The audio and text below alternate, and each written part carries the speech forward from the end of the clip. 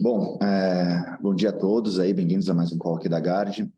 Começando com a parte do cenário econômico, né, começando com a parte internacional, como a gente faz usualmente, foi um mês, né, com bastante volatilidade nos mercados, né, a gente teve, enfim, todo o acontecimento lá dos bancos, né, primeiro nos Estados Unidos, depois do evento do CS na Europa, e aí, enfim, deu uma bagunçada no cenário. Eu acho que é importante a gente passar um pouco sobre a nossa visão do que aconteceu e como que isso pode afetar o cenário à frente, né? Então, se vocês olharem aí na apresentação, né, a gente colocou no gráfico da esquerda justamente, enfim, o que aconteceu aí com os índices relacionados a bancos, tanto nos Estados Unidos como na Europa, e aí, basicamente, no começo do mês, a gente teve o evento lá do Silicon Valley Bank, que, enfim, no final foi um banco que acabou conseguindo quebrar, né, mesmo com ativos bons na carteira. E aí se questionou muito se você tinha algum tipo de evento ou possibilidade de ter um evento como foi 2008, né, a grande crise financeira, se isso daí era só o começo ali de uma crise mais significativa. E assim, a nossa visão é que não, né, é uma coisa muito diferente. Obviamente que todo o processo de aumento de juros, né, tem impacto no balanço dos bancos, mas o que parece para a gente, no caso específico do SVB, que foi uma coisa muito mais idiosincrática deles, tanto pela base de depósito deles, que é muito ligado com essas empresas tech, né, que estão passando com mais dificuldade aí, dado o novo cenário de juros no mundo, mas também, assim, uma má administração da tesouraria, né, e aí, como eu falei, né, você conseguiu quebrar um banco com ativos bons na carteira. Isso difere muito de 2008, quando você teve assim, os bancos, né, lotados de ativos ruins, né, que era o subprime. Então, por isso que, para a gente, quando a gente compara com o que foi aquela crise muito mais grave, né, a gente vê enfim, com outros olhos, né? Obviamente que isso daí significa que vão ter alguns impactos do lado macroeconômico, e a gente vai acompanhando, né? O gráfico da direita mostra até o acesso aí às linhas de crédito emergenciais, né, por conta dos bancos, e aí, principalmente dos bancos menores, né, nos Estados Unidos. Chamou a atenção, né, o volume com que, né, na ponta do gráfico aí, até superou o que a gente viu lá em 2008, mas acho que o fato concreto é que o Fed foi bem rápido e pela essa nova linha, né, o BTFP, ele consegue, enfim, dar uma ponte aí para os bancos lidarem aí com esse problema de juros mais altos, né? Eles, enfim, acabam tendo do lado do ativo, né, eles têm uma marcação ruim, né, por conta da abertura dos bancos. E aí, quando a gente olha os bancos, né, maiores, eles redearam, etc. e tal, não estão expostos, mas existe esse medo dos bancos menores, como foi o caso do SVB, né? E aí, mas acho que o ponto aqui é que o Fed, nas autoridades aí, agindo rápido, né, eu acho que evitam um contágio maior. O que a gente tem acompanhado, no entanto, é justamente o que está acontecendo aí do lado dos depósitos nesses bancos menores, né, até porque, uma vez que um banco menor quebre, por mais que no final nenhum depositante, né, tenha saído com prejuízo, porque foram garantidos os depósitos, né, mas o incentivo para as pessoas, né, manterem seus depósitos em bancos menores vai caindo, né, porque você tem esse medo, e provavelmente esse dinheiro vai, né, migrando aí tanto para o money markets que pagam mais, né, ou seja, você tem esse problema lá que os bancos estavam pagando pouco, né, para os depositantes. Então você tinha aí um competidor, né, sem risco, pagando bem mais. Então você tem esse incentivo de você ter essas saídas de depósito, ao mesmo tempo que também, pelo medo da situação dos bancos menores, você tem incentivo também de uma migração para os bancos maiores, né? Então, mas tudo para dizer que, assim, a gente não está vendo um risco sistêmico. Obviamente a gente tem sempre que acompanhar, mas parece que isso não deve gerar nada nem remotamente parecido com o que a gente viu em 2008, tá? Mas isso não significa que a gente não tenha implicações aí macroeconômicas, né?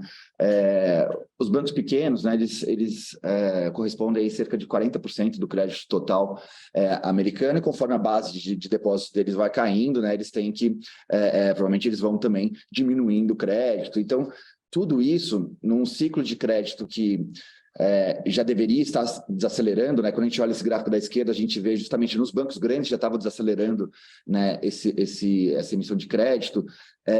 É normal que desacelere quando você está subindo juros, né? Um dos canais da política monetária justamente é a parte de, né, o canal do crédito. Só que agora você tem um empurrãozinho a mais, que é justamente, enfim, esses bancos menores que vão ter uma contração de crédito adicional, né? O que seria esperado aí, dado o ciclo monetário. Com isso, o que a gente acredita esses bancos, né, vão ter essa contração de crédito maior. Os bancos grandes também, né, eu acho que pelo ciclo monetário também deve continuar desacelerando, e isso daí acaba fazendo uma parte do trabalho do Fed de subir juros, né, para você contrair a demanda. E aí, quando a gente olha o quanto que vai ser essa contração de crédito, né? Os dados de crédito dos Estados Unidos são super defasados, né? Mas a gente consegue ver, até por esse gráfico da direita, né, que, enfim, o Fed faz uma pesquisa trimestral aí de condições de crédito com os bancos, e a gente já via aí um aperto, né, nas condições de crédito que os bancos reportavam, e isso daí deve se intensificar, né, e como vocês podem ver pelo gráfico, isso daí é bem alinhado aí com o ciclo econômico, tá? Então, tudo para dizer que existe uma incerteza, né, do tamanho desse impulso negativo a mais vindo do lado do crédito, dessa questão dos bancos menores, e o Fed, eu acho que vai reconhecer, né, já reconheceu, o último discurso do Powell, ele justamente falou sobre isso, ele falou, eu tenho um trabalho a mais, né, de desaceleração que eu tenho que entregar para o processo de desinflação.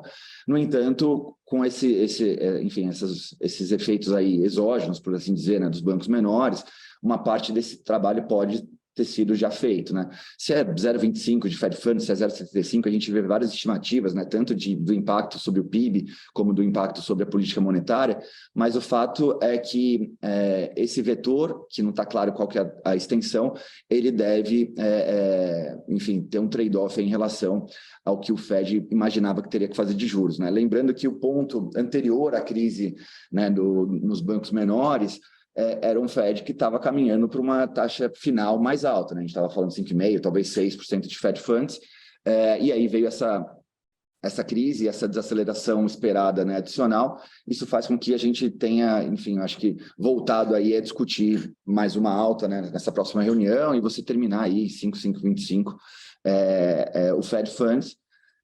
E aí eu acho que, assim, outro elemento que está entrando agora, principalmente nessa semana, é que a gente até tinha passado para vocês, né? A gente via muito ruído nesses dados mais fortes de atividade, né? Toda essa discussão de no lending, né? Dado tudo que a gente viu dos dados de atividade para janeiro e fevereiro, a gente imaginava aí que, enfim, tinha uma parte do clima que era muito importante, que isso daí estava pegando nos efeitos sazonais, e você deveria ter uma devolução, que a gente viu até agora, né? No ISM, no ADP ontem, hoje veio, enfim, tem também um pouco de ruído, mas veio o Jobless Claims um pouco mais forte, e a gente espera que venha um payroll também um pouco mais calmo aí amanhã, né? Payroll no dia da Páscoa. Tudo para dizer que eu acho que, assim, a temperatura que a gente sente da economia hoje, né, ela é muito diferente de um mês atrás, basicamente porque tinha muito ruído aí puxando os dados para cima, e a gente chamava atenção para isso. Do lado da inflação, ela continua ruim, né? O último PCI até deu sinais um pouco melhores, mas ali ainda continua sendo uma preocupação. Então, tudo para dizer que, assim, nem 8, nem 80, né? Seria 80 ir para 6, e o 8 seria o que o mercado chegou para ficar ao longo do mês, de cortes já na curva, né? No curto prazo. A gente acha que o plano do Fed é terminar aí nesse 5,25 e manter a taxa de juros nesse período, né, assim, por um período prolongado, e olhar, né, a velocidade da convergência, né? Um fato que tem acontecido praticamente todos os bancos centrais é que todo mundo está vendo que você teve um primeiro alívio vindo da inflação, e agora a segunda parte, né, de uma convergência mais perto da meta tem sido mais gradual do que o esperado anteriormente, né? E aí eu acho que o fine tuning disso daí acaba não sendo na taxa terminal, mas sim quanto tempo você vai manter a taxa de juros nos níveis restritivos atuais, tá? Então a nossa cabeça é essa, é o high for longer, e imaginando aí que o Fed vai ter paciência, né, e esperar para ver aí o que acontece com os dados daqui para frente. E aí o que a gente espera é sim alguma acomodação da inflação, né, mas lentamente, mas aí uma piora, né, adicional da atividade, até puxado um pouco por esses novos eventos vindo do lado dos bancos, tá? Então, nosso cenário de Estados Unidos é esse. Indo para a Europa, a gente também teve a questão, né, do CS. O CS é um banco que já vinha com problemas há muito tempo, enfim, mais de década, e parece ser também algo muito mais localizado. Os suíços foram bem rápidos em, né, consolidar o CS com o UBS e evitar aí, eu acho que um contágio maior. Obviamente que, assim, apesar de ser um banco que já vinha passando problemas, né, já há algum tempo, ele tem uma importância sistêmica maior, porque ele é contraparte de muita gente, mas parece que você conseguiu, né, cortar o mal pela raiz e tirar essa maçã podre aí do cesto relativamente rápido, né? A gente viu depois o mercado meio que questionando outros bancos, por exemplo, o Deutsche Bank, a gente assim, vê como situações bem diferentes, né? A gente acha que o setor bancário na Europa está bem mais capitalizado, né? A gente olha até aí o capital buffer, né, nesse gráfico da esquerda e mostra que os bancos europeus estão até com ratios melhores aí do que os bancos americanos, né? Então, me parece que na Europa o evento CS não vai, né, fazer uma parte do trabalho do ECB como o evento dos bancos pequenos nos Estados Unidos, né, deve compensar uma parte do trabalho que o Fed deveria fazer. Dito isso, aqui no ECB a gente vê sim um viés de alta, né? Até porque o mercado reprecificou bastante a curva para baixo, né? Ele estava precificando uma terminal de 4%. A gente ainda acredita que ele deva ir para alguma coisa perto de 3,75, né? Mais 75 pontos aí de ajuste adicional. Basicamente porque no relativo, né? A gente olha a Europa, o ECB fez menos, né, do que os outros bancos centrais, né? Ele está mais atrás da curva. A situação da inflação lá está pior, né? Assim, os núcleos ainda estão em níveis muito preocupantes e você não deve ter esse efeito, enfim, negativo sobre a atividade vinda dos bancos. Tá? Então, acho que ali ainda tem um caminho a se percorrer, né? E aí é interessante até olhar um pouco do relativo Estados Unidos contra a Europa, né? A gente vê Estados Unidos underperformando, tanto porque, enfim, a atividade lá deve sentir mais por conta dos bancos, como também você deve ver né, no diferencial de juros, né, pendendo mais para o ECB, que ainda tem, enfim, mais passos a tomar aí à frente. Tá? Então, aqui na Europa, eu acho que, enfim, se desbalanceia um pouco, tanto o diferencial de crescimento como de juros, mais para a Europa, isso aí deve ser importante para o cenário à frente. Tá? E aí, para terminar, assim, do lado da China, a gente veio chamando atenção, né, que quando você tirou aquelas duas bolas de ferro, né, que seguravam o crescimento da economia chinesa, que um lado era o zero caso Covid e o outro era a grande desalavancagem do setor de housing, a gente imaginava que teria um crescimento surpreendendo para cima, e é o que a gente tem visto, né? Trago até aí, né, os dados de surpresas econômicas, né, que está vindo bem positivo aí para o lado da China.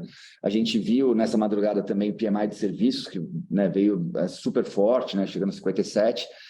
Tudo isso, acho que confirma um pouco da nossa cabeça, que é a reabertura, né, pós-Covid, ela é muito poderosa, né? A gente viu isso daí em todas as economias e isso é o que está acontecendo na China, né? Obviamente que é uma reabertura muito mais focada aí em setor de serviços, mas outro setor que, né, que estava tirando muito crescimento, que é o housing, ele também está melhorando bastante.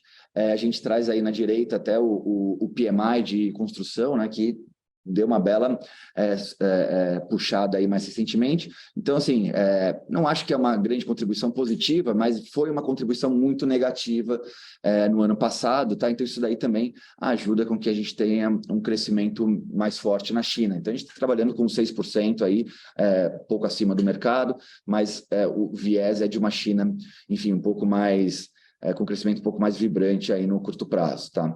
Então, assim, de maneira geral, esse é o nosso pano de fundo global. É um cenário que, para o Brasil, segue relativamente ok, né? Você não tem nenhum grande acidente, a gente não vê uma grande crise financeira, obviamente, os Estados Unidos desacelera, pode ter uma recessão no curto prazo, mas você ainda tem os outros blocos e China, né? Eu acho que compensando uma parte disso, então deve ser um crescimento global que, mesmo que desacelere, é uma desaceleração suave, né? Então, assim, olhando, né, a forma geral do crescimento global, seria um soft landing, a gente pode ter um hard landing nos Estados Unidos, mas com o resto das economias aí segurando e compensando por um outro lado, tá? Então, de maneira geral, acho que um pano de fundo que mantém commodities sustentadas, né? Acho que mantém aí um ambiente externo que, apesar de altas de juros, né, já chegando ao fim e relativamente favorável aí para o Brasil. E aí o Brasil, né, sempre com as seus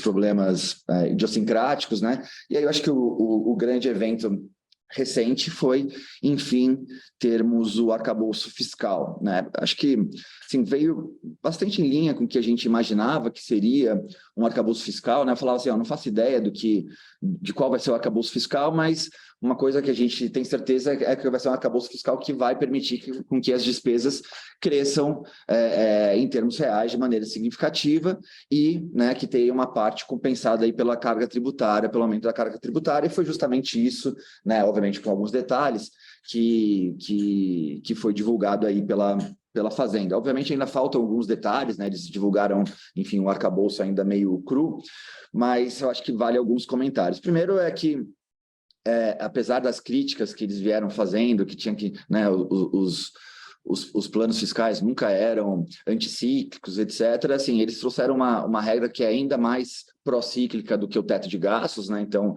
é até engraçado imaginar que, após tantas críticas, eles colocaram uma regra que a despesa vai crescer mais se você tiver uma receita mais forte e vai crescer menos se você tiver uma despesa mais fraca, né? Então, altamente pró-cíclica.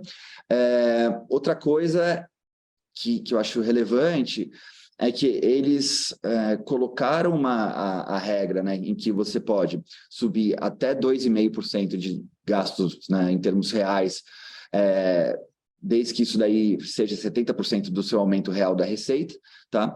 E o mínimo possível é 0,6, tá?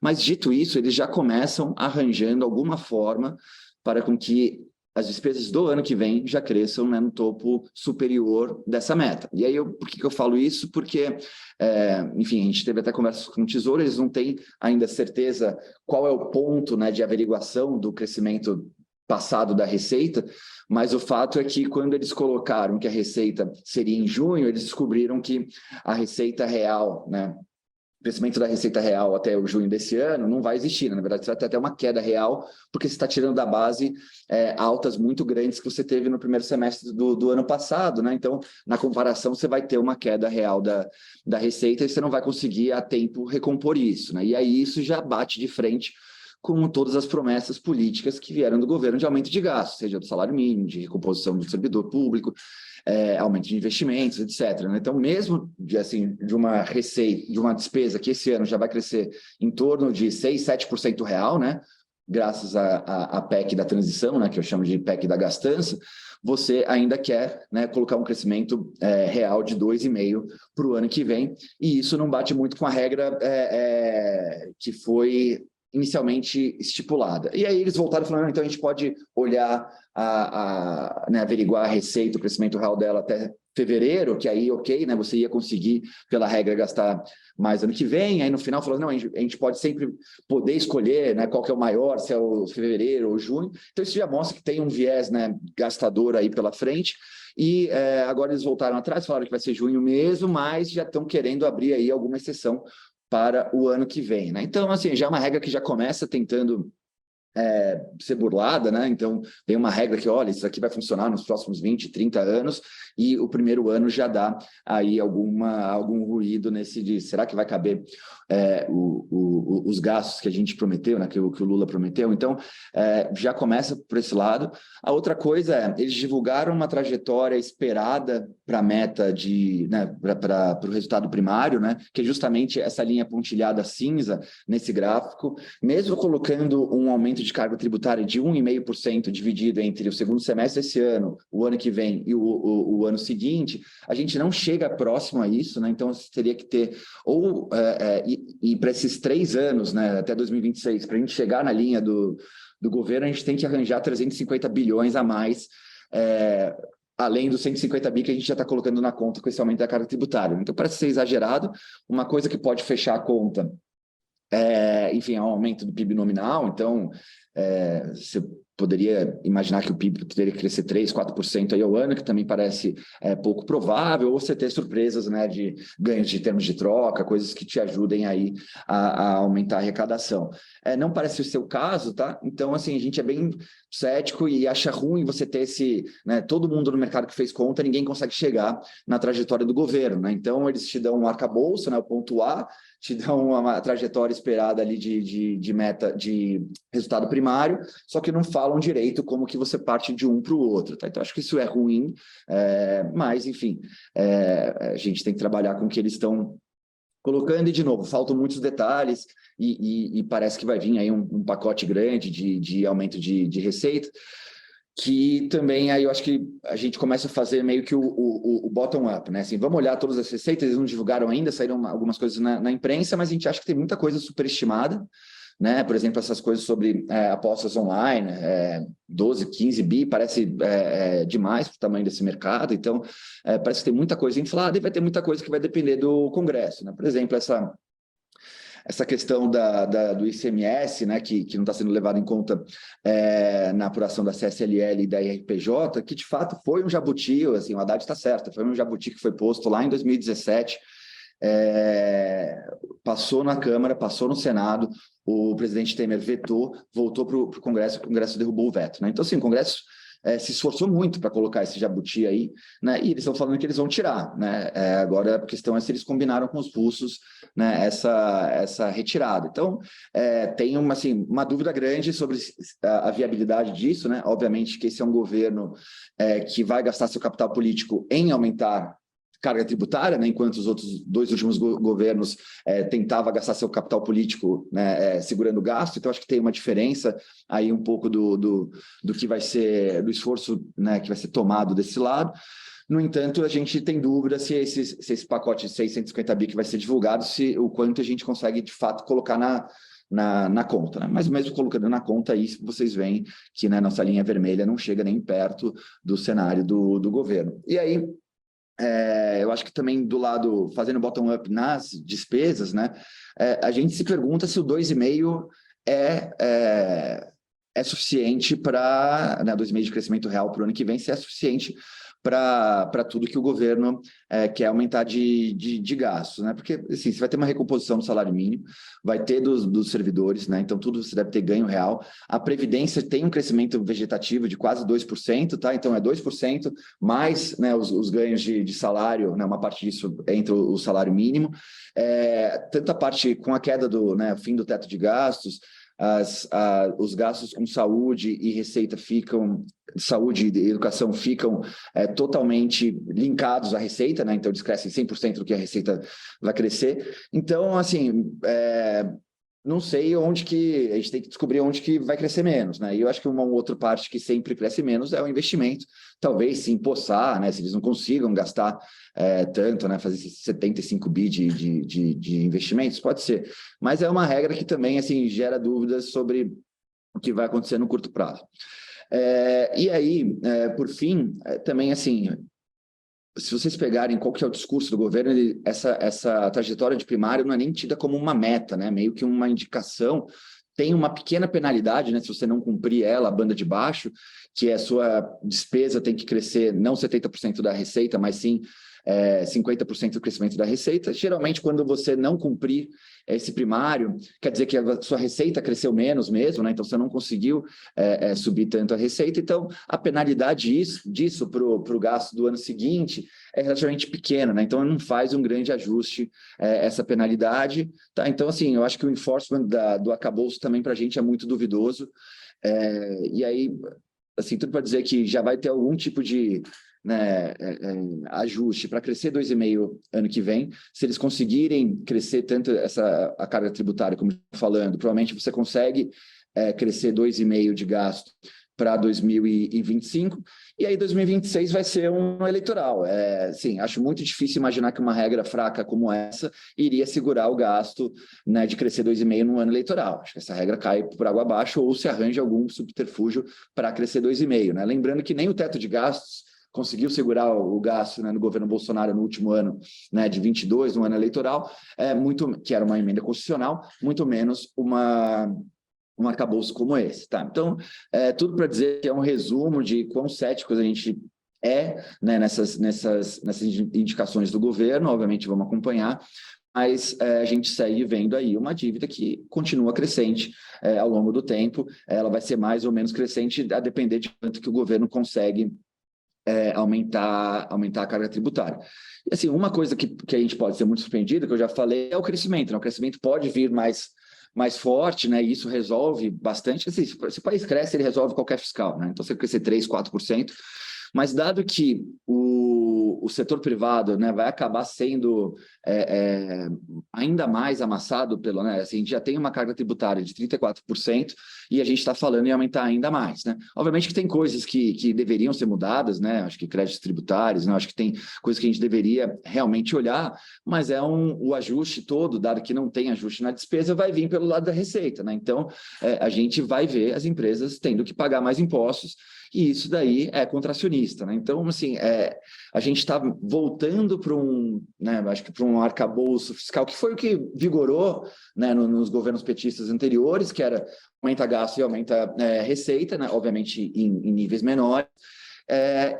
Mas é um governo que vai privilegiar o aumento do Estado na economia em detrimento ao setor privado, né? Então, assim, a gente tinha visto nos últimos anos uma recuperação grande do investimento vindo do setor privado, mercado de capitais vindo do setor privado, e agora a gente deve ver, né, para fiscal, governo investindo e tal, então você começa a fazer o crowding out né, e amassar de volta o setor privado. Então, me parece um arranjo macroeconômico ruim, né, e que te gera a menos crescimento e não mais crescimento, tá? Então, mais que, assim, é melhor você aumentar a carga tributária se você vai aumentar o gasto do que só aumentar o gasto, né? Porque aí você explode, né, o fiscal. Por outro lado, você vai para uma economia meio numa marcha forçada que, né, não sai da mediocridade de crescimento que a gente tem convivido aí nas últimas décadas. Tá? Então, enfim, era meio o que era esperado e a gente esperava uma coisa ruim e continua vendo aí com bastante ceticismo esse arcabouço. Tá?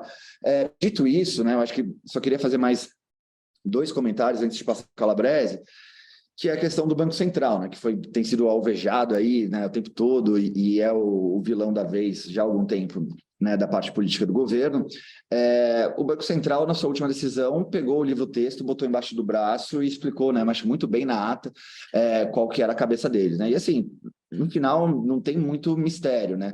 Um Banco Central que se defronta com esse gráfico da esquerda, que todas as suas expectativas mais longas estão desancorando, independente se é fiscal, se é credibilidade, ou se é possibilidade de mudança de meta, o fato concreto é que isso daí dificulta muito o trabalho de desinflação do Banco Central e ele está só assim, na metade desse processo, né?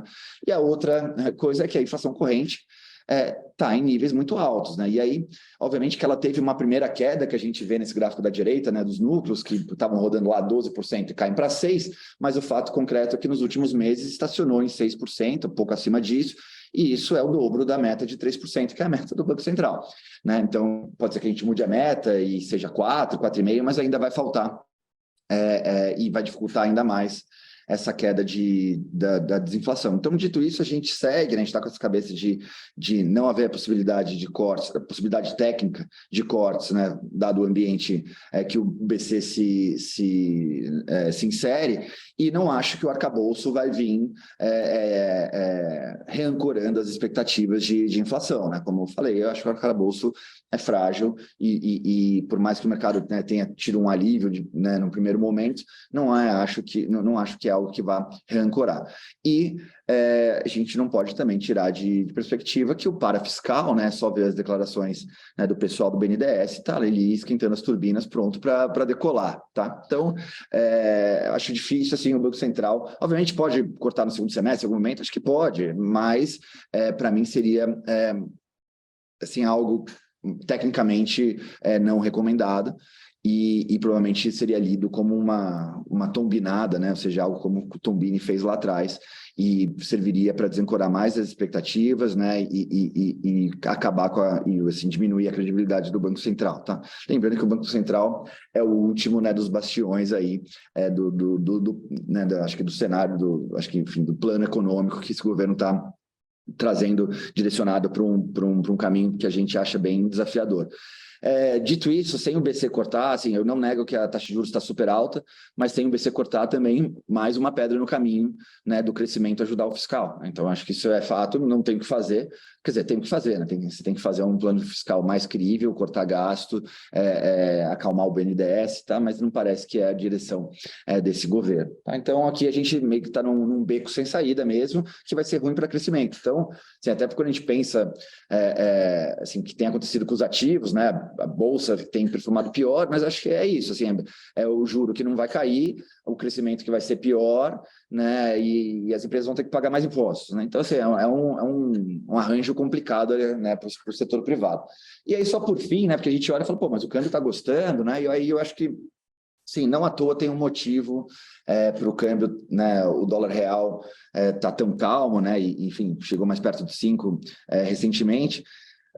A gente tem chamado a atenção aqui para a balança comercial esse ano, que vai ser super forte, né? Saíram os dados de março e a gente, enfim, teve um recorde para o mês. A gente tem uma sazonalidade muito forte nesse começo do ano. Isso aqui basicamente é a safra de soja, né? Aqui que a gente vende, né, exporta a safra de soja. A gente está num ano de super safra, né, com preços favoráveis, né? A Argentina quebrou a safra delas, então assim, é o melhor mundo para os produtores de soja aqui, e isso daí garante um fluxo da economia real que é muito poderoso, né? Então isso a gente tem visto aí no fluxo cambial, mas de certa maneira, enfim, a gente tinha revisado nossa balança comercial para 72 bi, o MIDI que soltou a nova projeção lá de 84 bi, eu acho que assim, eles estão mais certos que a gente, está com cara mesmo de você ter uma balança comercial ao redor de 80 bi, que é uma coisa muito forte, assim, contrasta muito com os tempos da Dilma lá, que a balança chegou a ser negativa, né? A gente falou sobre isso no mês passado, e isso ajuda muito o nosso conta corrente ter uma trajetória muito favorável, né? A gente está com menos 2,8 de déficit de conta corrente, caminhando para baixo de 2, né? Eu tenho um número de menos 1,9, revisando a balança, a gente deve chegar no número mais perto de 1,5, alguma coisa assim. Então, e até comparando com outros emergentes, né? Assim, Chile está com conta corrente deficitária em 10%, a Colômbia ao redor de 6%. Assim, a gente é um país que a nossa foto do setor externo é muito, muito mais favorável que os nossos pares, né? Então, aqui a gente tem uma foto muito boa e serve como um grande colchão, né, externo. E aí eu acho que é importante para Brasília, né, parece que o grande termômetro é o câmbio, né? Então é muito fácil você meter pau no Banco Central enfim, falar que o BNDES vai fazer o que quiser, etc e tal, e você olha o câmbio, ele está ali 5,10, 5,20, não sai disso. No entanto, para a gente, assim, isso não necessariamente vai se manter, né? Porque você pode ter algum trigger que faça com que você enfim, tenha uma fuga maior de capitais, etc e tal. E eu acho que o juro, né? Por isso que é perigoso você mexer com juro, porque ele te ajuda a manter ancorado o câmbio.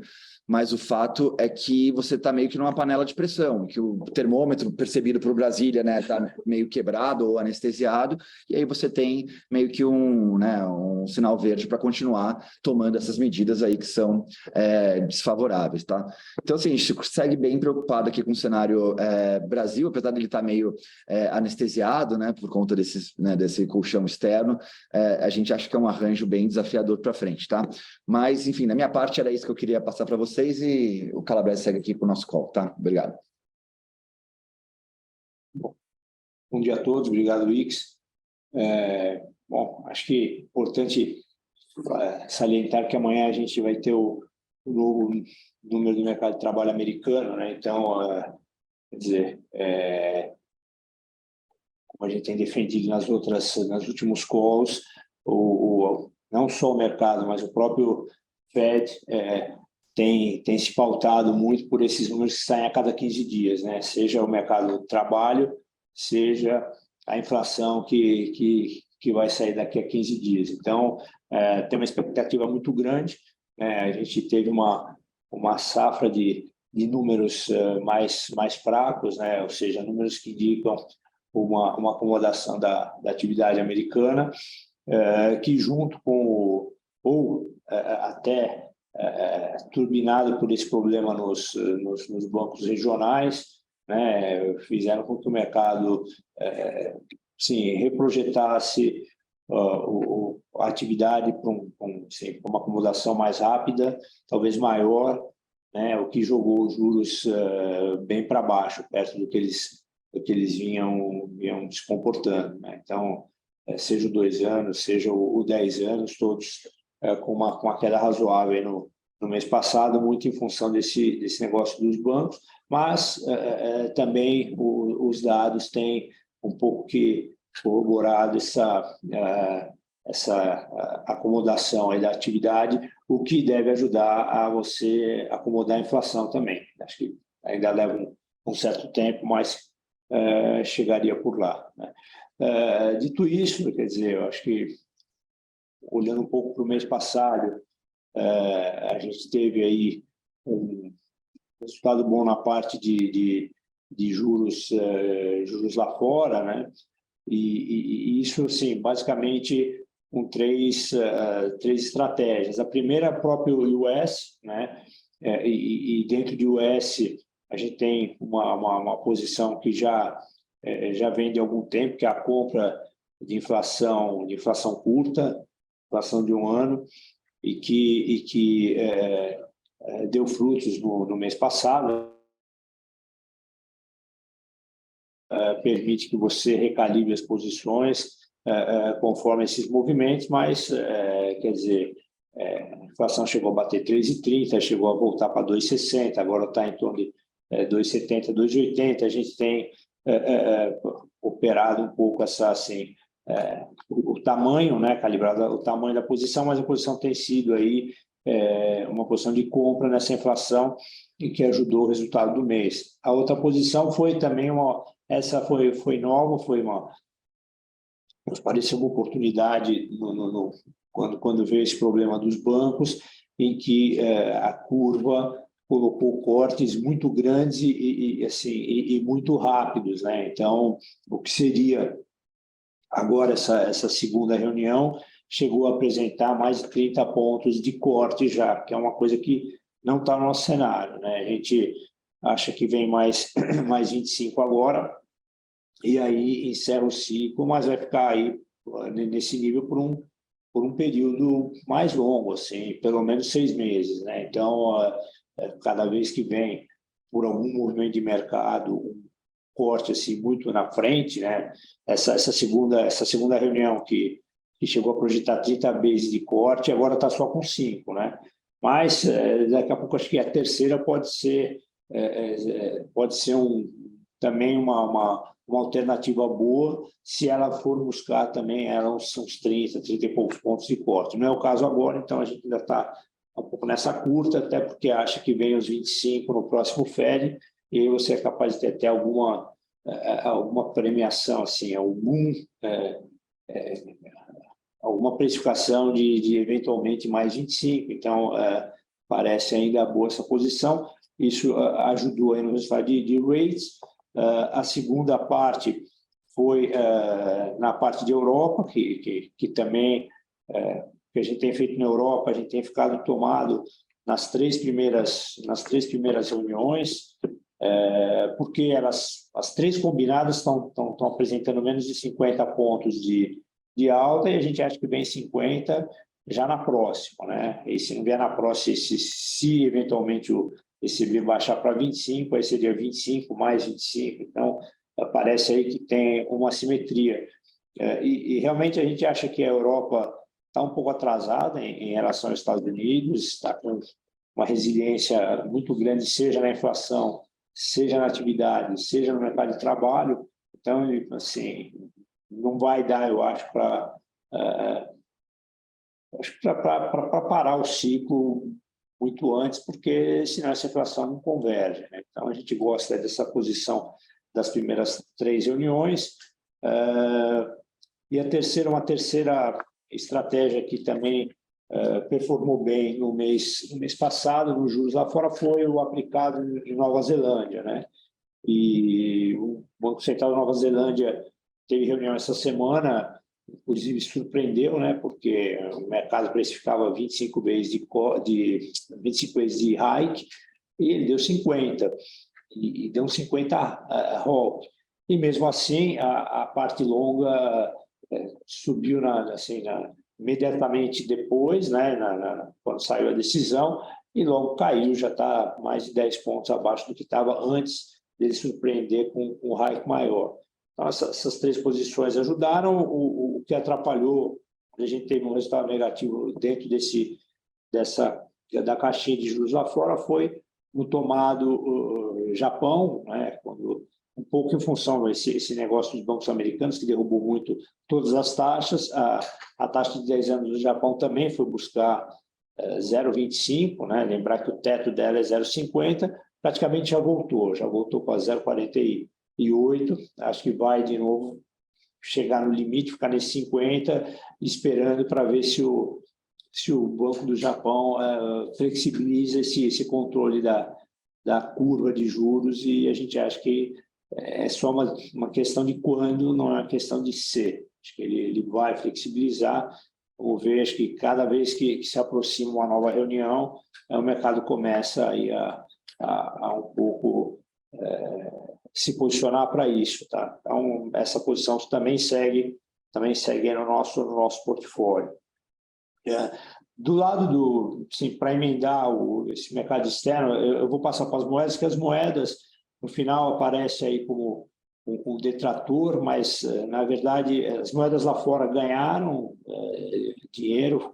Basicamente, as moedas que nós temos lá fora são um espelho do que a gente tem nos juros. A gente está com posição comprada no euro, no ien e no peso mexicano, e que foram bem no mês, porém, o valor, o final ficou negativo em função do real, né? Nossa posição comprada em dólar contra o real aqui, em uma semana, né? Ela veio nos últimos 5 dias do mês, o dólar veio de 5,34 para 5,07, então acabou impactando essa linha de resultado, e foi também o que nos trouxe aí para um resultado em torno do CDI, quando a gente vinha faltando uma semana para acabar o mês, com quase 2 vezes o CDI. O problema foi mais essa apreciação do real, e a gente segue, basicamente, com essa posição, comprado em dólar real e vendido em dólar contra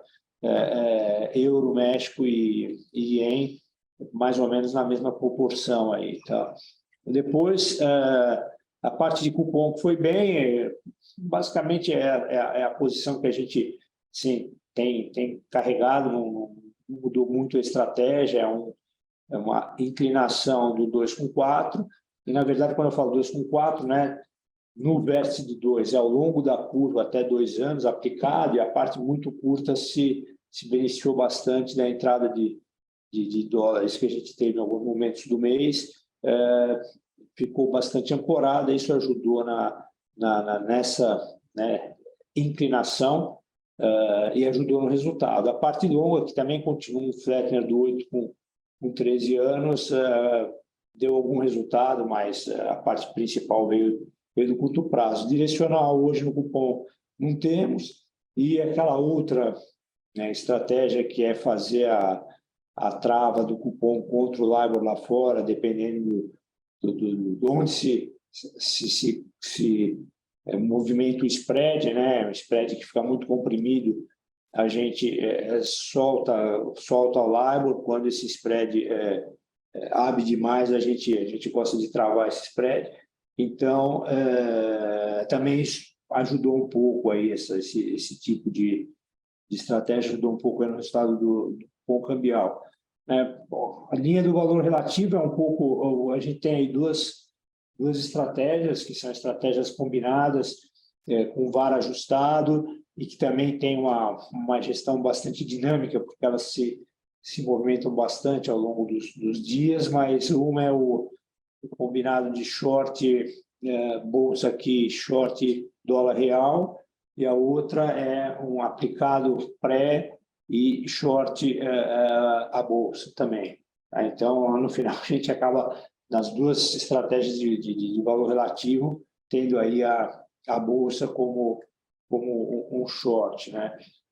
E falando em bolsa, basicamente, a gente vinha com uma posição vendida na bolsa aqui, que foi zerada em torno dos 104 mil, e que contribuiu positivamente, porém, a posição lá fora, que era, sim, uma compra de puts e puts spreads, para proteger um pouco a carteira, e também achando que, principalmente quando a gente teve problema com quebra de bancos, né?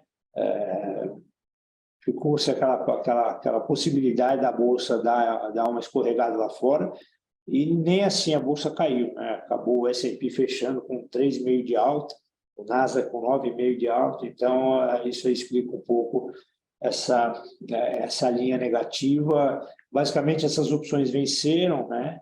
E hoje a gente está praticamente sem posição de Bolsa fora da posição em valor relativo. Mas na linha de Bolsa, mesmo lá fora, a gente assim está vendo muito difícil, ela está com uma resistência muito grande em cair desses níveis, né? A gente, na verdade, está vendo uma Bolsa que está empacotada aí no 3.900, 4.000 mais ou menos, 100, 200 pontos, não tem saído muito disso. Então, a gente preferiu uma posição meio que se beneficia se ela ficar no intervalo entre 3.600 e 4.500. Então, hoje, via opções também, é o que a gente tem para a Bolsa lá fora. O direcional venceu o direcional de baixa, e para remontar a gente vai, só se tiver algum exagero maior para cima, acima de 4.200 pontos no S&P, porque senão, se nem com quebra de banco ela caiu, fica difícil ver, principalmente agora que a gente está chegando no final do ciclo de hike, né? Acho que quando o Fed parar já vai dar um alento, mais para frente, a hora que ele começar a cortar, acho que aí dá um suporte maior mesmo para a Bolsa. Então, por enquanto, sem muito apetite para refazer essa posição vendida. E aqui também, nos 100 mil pontos, também não nos dá muita vontade de ficar vendido mais nesse nível. Estamos esperando algum outro exagero, talvez, para fazer alguma compra tática, mas acho que Bolsa aqui vai ter que ser na base da gestão tática mesmo, porque acho que com juros altos, com atividade caindo, com um governo que não está muito saindo do lugar, eu acho que dificulta muito, com uma carga tributária que aparentemente vai pesar aí nas empresas, né? Acho que isso aí acaba atrapalhando demais a possibilidade da Bolsa ter um grande movimento mais sustentável. Pode ter alguns espasmos, quando a gente tem entrada de dinheiro de fora, ela responde a isso, mas assim, como estratégia de médio prazo, ainda parece que tem muito vento contra, né? Na parte de renda fixa, vi que a gente ganhou um pouco no pré, perdeu um pouco na inflação, inflação aí também por problemas de caneta, da volta de CMS, mas posição no pré, a posição aplicada, e aqui tem né, quando a gente vê a apresentação do IX, quando eu falo, bom, por que vocês estão aplicados? Já chega assim, que o juro não cai no curto prazo, mas vai ter que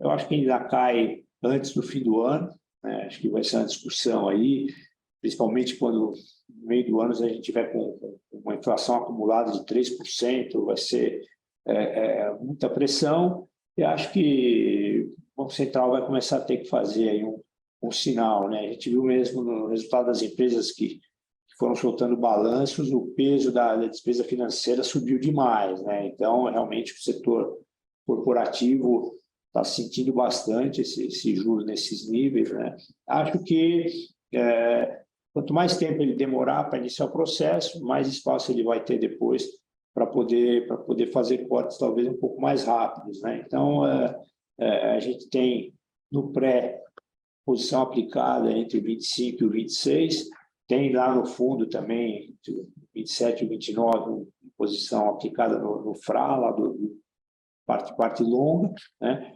E nas Bs a gente tem uma venda de inflação para esse ano, o mercado está com 6,40, a gente está com a projeção de 6,10, então tem aí uma posição que não é muito grande de venda de inflação, sabendo que esse é um negócio super volátil, tem risco de canetas para lá e para cá, então por isso que essa posição não é hoje tão grande quanto as que a gente carregou no ano passado, né? Parte de commodities quase nada, estamos sem nada em commodities. E acho que basicamente é isso. Quer dizer, um cenário em que lá fora ainda está indefinido, então a gente está realmente procurando mais essas oportunidades que vêm dos exageros, os movimentos têm sido exagerados, acho que estão ficando mais a curto prazo, né? Você vê a Europa, são 3 meses, o Fed também é a segunda reunião, então acho que é um ambiente que tem dado para se aventurar para coisas muito mais longas, né? E as moedas estão confortáveis com essa posição. Vamos ver o que vem de mercado de trabalho amanhã, se dá aí Acho que o mercado realmente está ansioso para ver se comprova do lado do mercado de trabalho os outros índices que têm vindo um pouco mais já na direção de que o ciclo de aperto está fazendo efeito aí sobre a economia americana. Bom, eu paro por aqui, aí eu e o Wix estamos à disposição para perguntas. Obrigada, Calabrese e Wix. A gente tem bastante perguntas aqui hoje, temos 6. Vamos lá, vou começar pela primeira de crédito global, para o Wix. Quais os impactos do recente caso do CS, AT1S, para os segmentos de dívidas subordinadas? Os efeitos colaterais para a estrutura de capital de bancos e condições financeiras? Então, o que a gente viu logo depois desse default aí, que esses coco bonds tiveram lá do CS, que tanto a autoridade europeia quanto a inglesa já se mostraram bem, assim, já foram falar, olha, com a gente não funciona assim, é diferente e tal. Então, acho que eles conseguiram, obviamente que o custo desse negócio aumentou, mas acho que as outras autoridades foram rápidas em falar que era diferente ali no caso do CS. Até porque nas entrelinhas, assim, eu entendo pouco disso, mas nas entrelinhas lá, de fato, parecia uma garantia menor. Tá? Esse era um das preocupações que a gente tinha, né? Que era, de fato, você piorar ali as condições de captação dos bancos europeus, mas, a princípio, a gente, enfim, está vendo com menos preocupação. Não sei se o Calabrese quer... Não, acho que é isso mesmo. Acho que foi um episódio que, por acaso, nas regras dos papéis de bancos suíços, você poderia fazer esse wipeout dos detentores desses bonds, os cocos, né? Mas não é a regra para o resto da Europa, né? Então, houve uma recuperação grande de preço desses bonds que no começo apanharam, né? No seu conjunto, quer dizer, todos os bonds, principalmente os europeus, sofreram bastante e depois voltaram. Agora, o que a gente vê é realmente os bancos bem capitalizados, com excesso de capital, acho que, e, portanto, uma recuperação grande dos preços. Não voltaram ainda para os níveis que eles tinham antes do evento, mas acho que vagarosamente eles vêm voltando, né? Então, acho que tentaram, quem é o próximo, acho que na Europa foi um caso muito específico, tá? Acho que de resto, os bancos, inclusive a legislação lá, a regulação lá para os bancos, com relação ao tipo de ativo e ao tipo de liquidez que os bancos têm que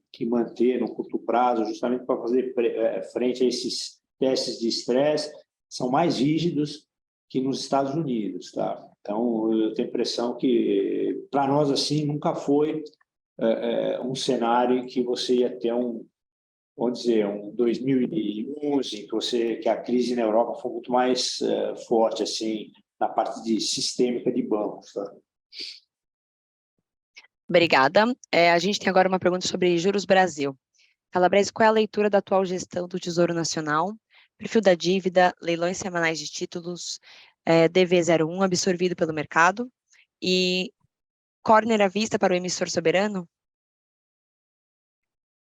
É uma boa pergunta, porque a gente teve com o Seron na sexta-feira passada, discutimos um pouco isso, né? Eu entendo que essa estratégia dele de não querer validar preços que ele considera muito altos, né? Que o mercado está pedindo muitos juros na parte pré-fixada, Mas eu vejo um pouco de preocupação, porque quanto mais você diminui a parte pré-fixada na dívida, né, mais você perde potência na política monetária, porque se você tem em algum momento que puxar juros, você não prejudica o investidor, né, que vai estar com uma porção muito pequena de pré-fixado e a dívida, a maior parte, acaba migrando por Selic, e quando você puxa o juro, o investidor se beneficia, quando, na verdade, o que você tenta fazer com alta de juros via efeito riqueza, diminuir, vamos dizer, os recursos dos investidores para segurar a demanda, assim, grosso modo, é um pouco essa lógica. E se você deixa a porção de pré-fixado cair demais e aumenta muito o pós-fixado, o que acontece quando você tem que puxar juros, só quem se prejudica é o Tesouro, né, que vai ter que pagar mais juros, porque em toda a dívida, né, enquanto o investidor vai estar sendo mais remunerado, e o efeito de contrição de demanda é pior. Então, eu acho que eles deveriam assim, tentar balancear um pouco, não deixar cair demais a porção de pré-fixado na dívida. A gente já está praticamente encostando na banda de baixo do PAF, né? Então, como o mercado assim, também tirou um pouco de prêmio das curvas, talvez ele volte aí a aumentar um pouco o lote do pré-fixado. Eu acho que, já acho que é baixa no PAF a proporção de pré, o que eu acho que deveria ser, e ele já está na banda de baixo. Então, tem a impressão que a tendência é de um aumento de pré-fixado aí para reequilibrar melhor, né? Para tirar ele dessa situação em que quem se prejudica em caso de ter que subir juros é só o Tesouro e o investidor não. Com relação à Corner, é outra coisa que me preocupa, né? Assim, o colchão está muito grande, mas não dá para abusar, porque a gente também tem vencimentos grandes, assim, localizados esse ano, né? Então, acho que ele tem que fazer aí um bom mix. Pelo menos ele mudou um pouco o discurso, né? Porque ele chegou falando, eu tenho um colchão, tal, que esse cuidado com o que você deseja. Agora ele acho que ele já acalmou um pouco o discurso. Não é bem isso. Porque para 3 meses, eu acho que como ele falava, não, até 3 meses eu estou tranquilo. Não sei se é tão tranquilo assim, né? Então acho que assim, eles receberam vários recados assim do mercado e vão ter que dar uma reequilibrada, né? Até porque como a curva perdeu o prêmio, eu acho que eles estão aí um pouco mais tranquilos e vão começar a aumentar um pouco aí os lotes e aumentar um pouco o pré-fixado. Acho que é importante. Ótimo, vamos para a próxima. Qual é o efeito do aperto do Fed e outros na Europa? E se o ECB pode simplesmente esperar outros bancos centrais fazerem o trabalho por ele? Eu acho que não pode esperar. Assim, obviamente pode ter um efeito. Imagino que o Fed suba tanto que, sabe, entre numa recessão muito forte nos Estados Unidos, o preço do petróleo cai para 50. Assim, você poderia ter uma parte, uma ajuda externa.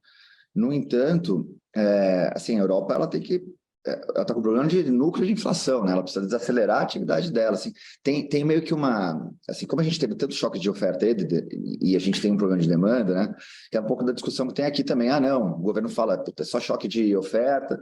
O IBC está falando, não, a gente tem um problema de demanda, né? Olha o que está acontecendo, olha o mercado de trabalho, etc.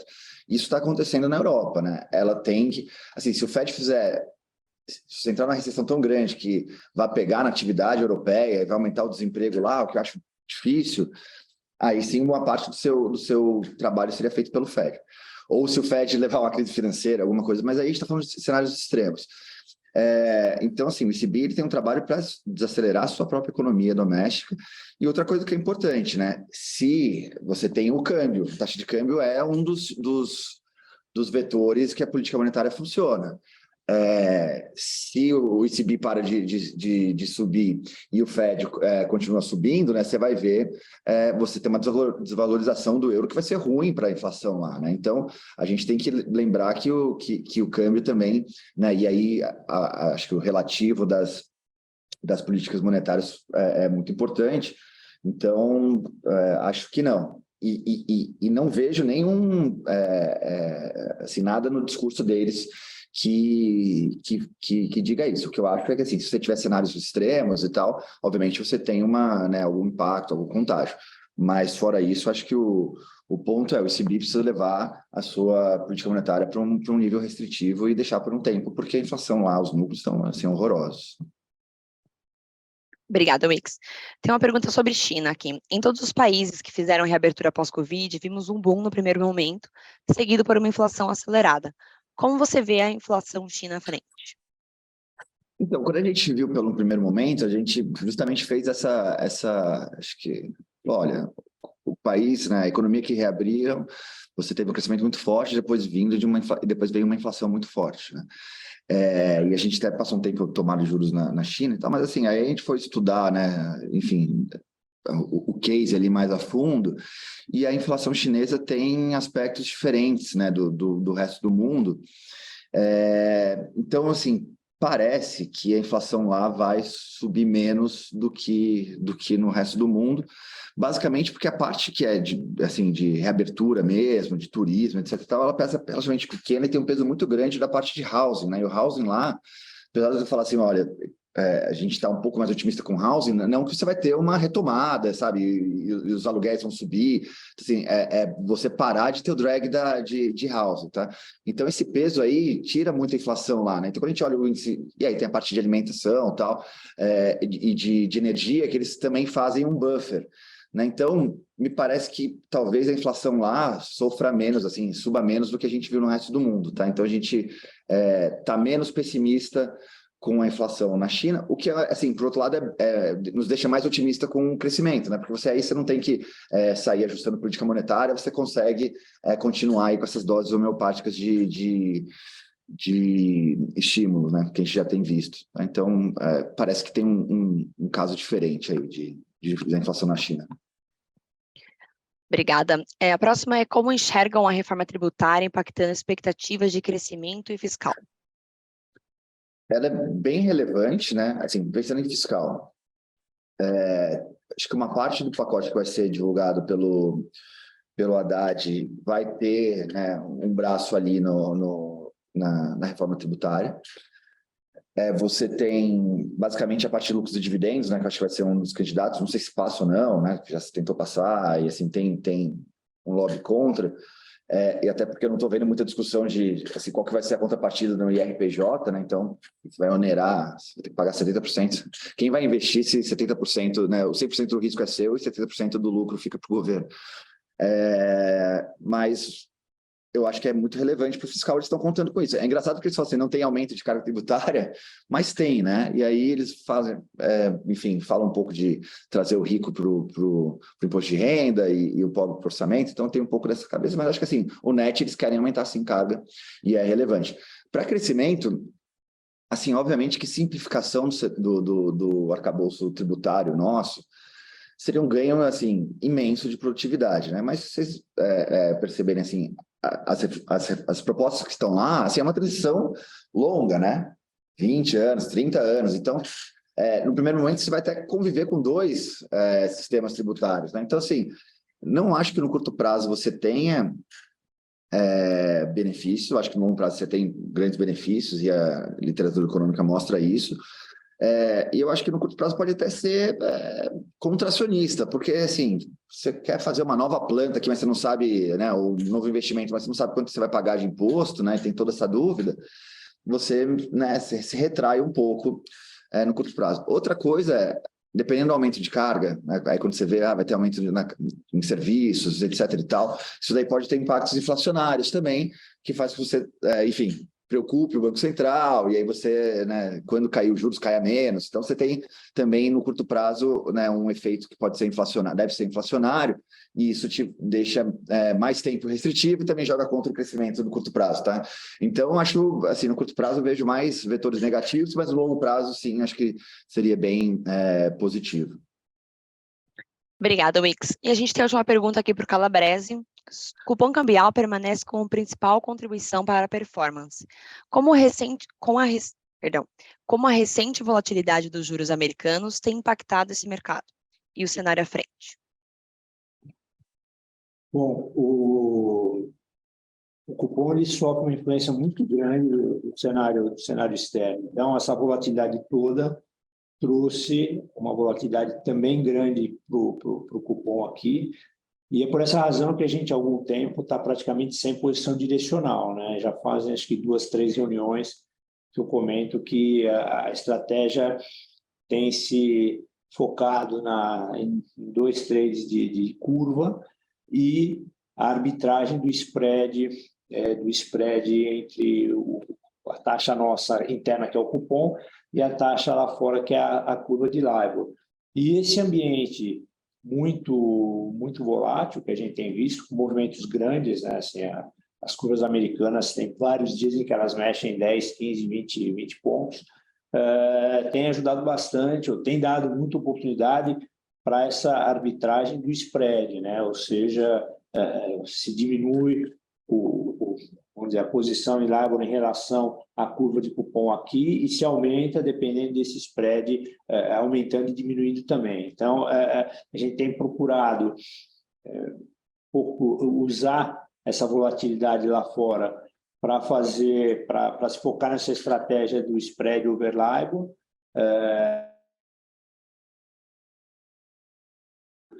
enquanto o mercado estiver assim, muito sensível, inclusive, a esses dados. Por exemplo, amanhã, que tem o mercado de trabalho, pode vir um movimento grande, ou seja, resolvemos assim, tirar o direcional e ficar operando o spread e ficar operando as curvas. Tá?